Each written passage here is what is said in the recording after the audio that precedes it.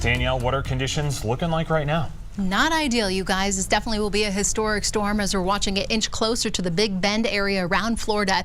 We're expecting it to make landfall within about the next 24 hours. You mentioned a Cat 3. I've seen some models potentially showcasing it as a Cat 4 when it hits landfall, but incredibly heavy rains accompanying with storm surge, upwards of 20 feet possible. Just unbelievable. We'll also be watching for the potential of a tornado outbreak as well. This is going to drop off to an area of low pressure by late Friday night, but the damage will have been done. Still incredibly heavy rains out there with this storm, and that will linger into the weekend. How much rainfall are they expecting? Historic amounts. We're going to be looking at extreme flooding out there, parts of the Florida Panhandle through Georgia, the Carolinas through Tennessee.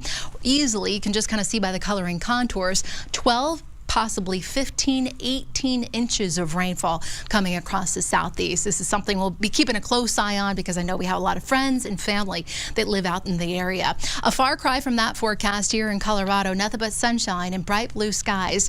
The time lapse showcasing just a beautiful afternoon, folks. Walking the dog, running out there out at City Park. Temperatures have been in the mid to upper 80s this afternoon for the Front Range, the Eastern Plains, even 70s in some spots, in the low 80s up in the mountains too. Our top 7 warmest Septembers were still at a tie with 2015. We still have a couple more days to go, and the heat rolls in as we look ahead toward tomorrow. In fact, it could be a record breaker. Not the case today. 86 officially, 91 the record high for today, and still we're running about 10 degrees above our average. Holding steady in the mid 80s currently across downtown Denver, and not a lot to show you on the satellite tonight. Cloud free, and that's the way we stay this evening, with temperatures falling into the mid 50s here in Denver.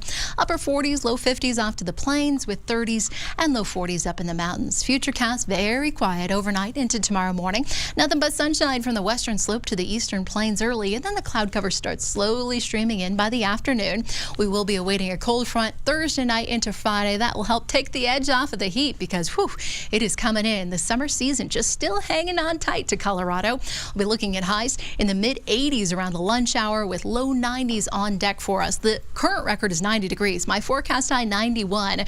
I think we will just make that record and let it stand in the books. Low 90s in Fort Collins and Greeley off to the eastern plains, 60s, 70s, and a few spots in the low 80s up in the mountains. Look at this super 7-day forecast. Yes, that cold front takes the edge off just a bit, back to the 80s Friday and Saturday. I have another 90-degree day on our hands on Sunday. A stronger cold front moves through. Still, it's a dry one. No rain, no snow. And then looking ahead toward the beginning of October, temperatures soar back to the mid 80s by the middle of next week.